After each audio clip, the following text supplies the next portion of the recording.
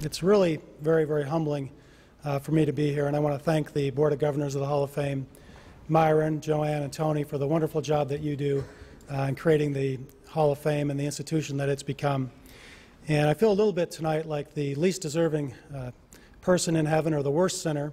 It's said that the least deserving person in heaven is the most grateful, the most humble, and the most joyous. And that's how I feel tonight. I can certainly lay claim to the most humble and the most joyous. There are so many people who helped me at USA Wrestling and who helped the sport of wrestling, and they did it for the sport of wrestling and the love that they had of wrestling, and for no other reason. And I do need to thank the staff of USA Wrestling, and there are really 5 people that were there from day one at USA Wrestling that have done so much for me in the sport. And Rich Bender, Mark Scott, Gary Abbott, Dwayne Cooper, and Mitch Hall were there in the beginning and have done so much. And Gary does more for the sport than anybody. And I'm so proud of the role that Rich has taken on as leader of the sport. And I want to thank all of you so much, and the entire staff of USA Wrestling. Thank you very much.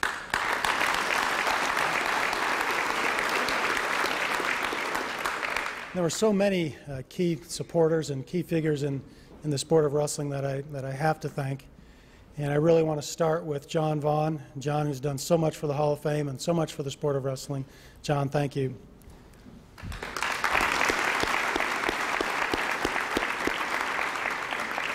Thank you, John. So many others on the board over the years have done so much, and with the capital campaign, I'd really like to thank Scott Beck.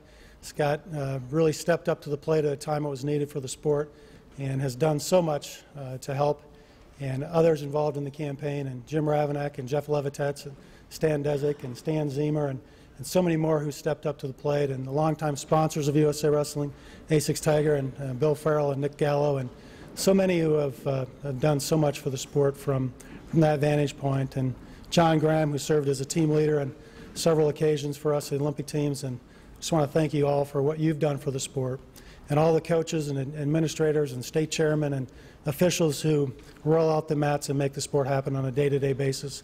All those accomplishments that Ed referred to could not have been achieved without all of your hard work, and it's very much appreciated by myself, and I know the sport. Leroy, thank you. Rick, thanks. I do want to kind of shift gears a little bit and talk about a couple people who have been really instrumental and there for me in my life, and one that I would definitely be remiss without mentioning would be Art Martori. Throughout my wrestling career, coming out of high school, and really one of the reasons I wrestled in college, I remember picking up Amateur Wrestling News, which I read avidly from about 2nd grade through high school, every issue cover to cover. That there was a line in there that said the Sunkist kids made their first appearance at the national championships, resplendent in their orange and green warm-ups. I thought, wow, wrestling must be a big deal at the national championships with the Sunkist kids wrestling in the tournament. And Art's done so much for me every time I needed something wrestling, or as administrator at wrestling, or personally. Art's been there, and Art and Sue, thank you very much. When I first started wrestling, it was a very strange feeling. It was like nothing I'd ever done in my life. It gave me self-esteem, self-confidence, and everything I did from then on, somehow in the back of my mind I thought, I'm a wrestler. And every time I was at football practice, I thought of myself as a wrestler who was playing football, and a wrestler in class. And whatever I did, I thought of myself as a wrestler from then on. And I watched the '72 Olympic Games on television, and I saw all the great performances, Dan Gable and Wayne Wells and Peterson brothers and all the other wrestlers in the games. And the Olympic Games just caught my imagination as well. And I had the goal of being a wrestler in the Olympic Games from then on. And of course, as you know, that led to me competing in the '88 Olympics, and led to that semifinal match that most of you have been kind enough not to mention to me, where I was pinned in the semifinals of the games. I really felt like I let down the wrestling community. I let down our country and those who were counting on me to do well in the games, and I apologize for that. I intended to and wanted to do better, and that was disappointing. And also, it was very bitterly disappointing on a personal level not to achieve something that you'd worked so long to achieve. But I didn't. And after the match was over, and I sat there for a little while, you have to get up. And what do you do? And you look back, you look forward, and there's not much you can do. That opportunity's gone. I couldn't recapture it, and you have to move forward. And one of the things that helped me is I started looking at some of the things in Abraham Lincoln's life and what he had done. And if you had followed or read some of his biographies, he had several failures in business, several nervous breakdowns. He was defeated in almost every major election that he campaigned for. Finally went on to become one of the greatest statesmen and orators in our country's history. And he had a quote about his travails. He said, "The path before me was worn and slippery. My foot slipped and it knocked the other out. But it was a slip and not a fall, and I recovered and continued on my journey." And I guess that's all you can do. You slip, fall, or you get falled, pinned, you get back up and you keep going, and I think that's the one thing I learned from that experience.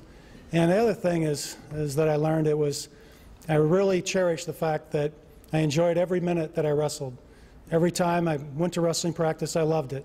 All the people I met, every trip I was on, all the experiences I had, I really cherished those memories and all the people that enriched my life, and the fact that the sport enriched my life so much as it does for all of us who participate in it. And just one thought to conclude with, I really feel like my career as a sports administrator is just beginning. I have a new role at the Olympic Committee. I'm in Chief of Sport Performance, so all of our relationships with the 45 sports, all of our Olympic Training Center, sports medicine, coaching, all of our programming falls underneath me. And we have two goals at the Olympic Committee. One is to be the #1 nation in the world in the medal count. In Salt Lake City, we had 34 medals, which was almost triple our previous high of 13 in the Winter Olympic Games, but we were still one behind Germany. And our goal is to beat the Germans in Torino and win the medal count in the Winter Olympic Games, as it is to continue to win the medal count in the Athens Games upcoming in 2004. Wrestling will be a big part of our medal goals there, and we're counting on them for 10, right, Rich? But that is one of our key goals. The other is to inspire all Americans through the pursuit of the Olympic ideal. And no sport does that better than wrestling, and sports, the Olympic movement, really do so much for our society and for our country. And that's the other thing that we are about at the Olympic Committee. And just one thought I'd like to leave you with, and it's my favorite quote and something I've tried to live by, and it always got me in trouble in grade school, high school, and college. And I like to daydream, and I daydream most of the time during the day. And the quote goes like this. It said, "All men dream, but not equally. Some men dream in the dusty recesses of their mind. They wake to find that it was all vanity. But other men dream by day. The dreamers by day are dangerous men, that they may act their dreams with open eyes to make them possible." And that's what we're going to do at the Olympic Committee, try and fulfill our vision. And I know you'll continue to do that in your lives, and I wish you the best, and thank you for this honor.